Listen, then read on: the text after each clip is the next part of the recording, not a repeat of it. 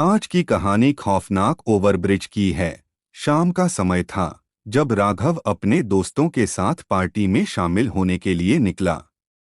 उसकी दोस्ती का सर्कल बड़ा था और वे सभी उसे पार्टी में शामिल होने के लिए इंतजार कर रहे थे।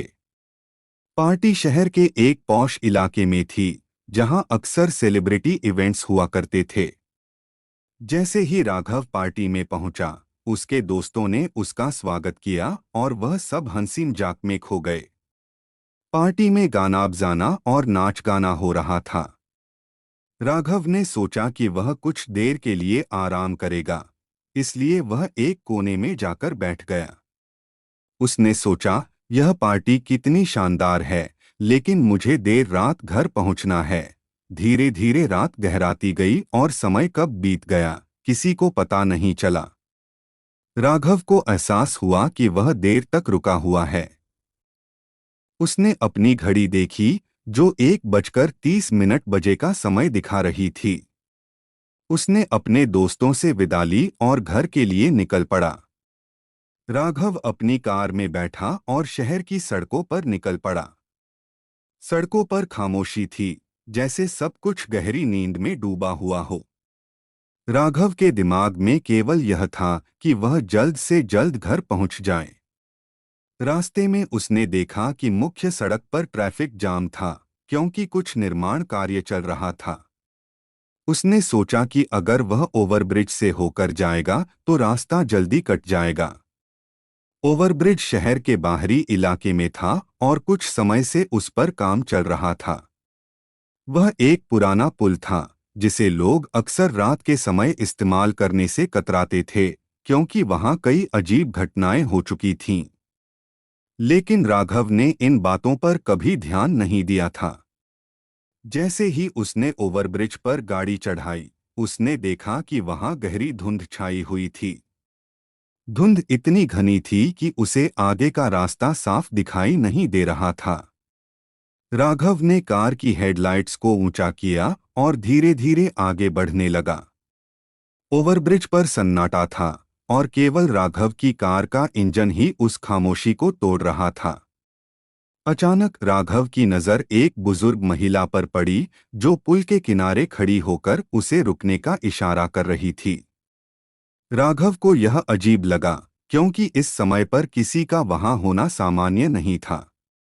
राघव ने कार धीमी की और महिला के पास जाकर पूछा, आपको कहाँ जाना है माँ जी? महिला की सफ़ेद साड़ी हवा में लहरा रही थी और उसके चेहरे पर अजीब सा तनाव था।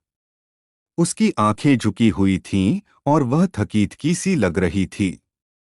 उसने धीमी आवाज में कहा, बेटा, मुझे इस पुल के उस पार छोड़ दो। राघव ने सोचा कि महिला किसी परेशानी में है, इसलिए उसने उसे गाड़ी में बिठा लिया। जैसे ही गाड़ी चलने लगी, उसने महसूस किया कि कार का तापमान बढ़ता जा रहा है। कार के शीशे पर धीरे धीरे बर्फ जमने लगी और ठंडक बढ़ती जा रही थी। राघव ने अपनी जैकेट को कसकर पकड़ लिया और कार की हीटर चालू करने की कोशिश की, लेकिन कुछ नहीं हुआ। उसके दिल की धड़कन तेज होने लगी। उसने कार के रियर व्यू मिरर में देखा तो महिला गायब थी। वह हैरान रह गया और समझ नहीं पा रहा था कि यह सब कैसे हो सकता है। उसने सोचा, क्या मैंने सच में उसे देखा था या यह मेरी कल्पना थी? अचानक कार रुक गई और इंजन बंद हो गया।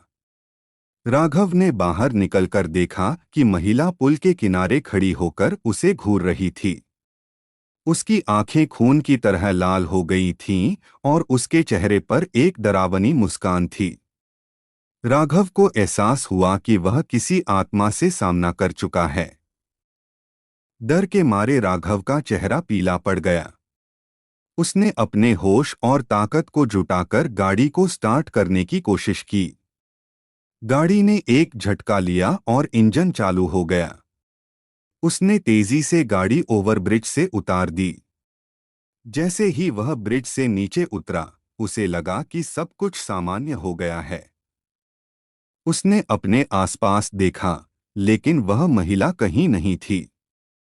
राघव ने राहत की सांस ली और तेजी से घर की तरफ बढ़ा। उसके मन में वह खौफनाक दृश्य हमेशा के लिए बस चुका था। घर पहुंचकर राघव ने खुद को पानी के गिलास से तसल्ली दी और बिस्तर पर गिर पड़ा। लेकिन उस रात वह सो नहीं पाया।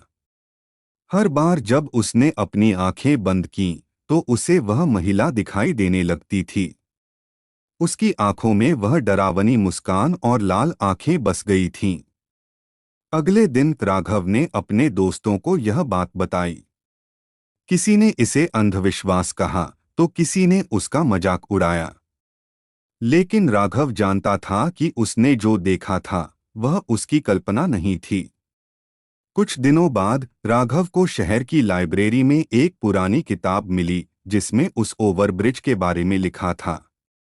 उस किताब में बताया गया था कि वर्षों पहले एक महिला ने उस पुल से छलांग लगाकर आत्महत्या कर ली थी।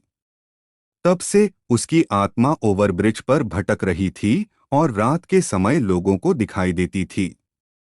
राघव ने उस किताब को पढ़कर उसकी सच्चाई को समझा। उसने तय किया कि वह उस ओवरब्रिज पर फिर कभी नहीं जाएगा। वह जानता था कि भले ही लोग इसे अंधविश्वास मानते हों, लेकिन उसने अपनी आंखों से उस खौफनाक सत्य को देखा था।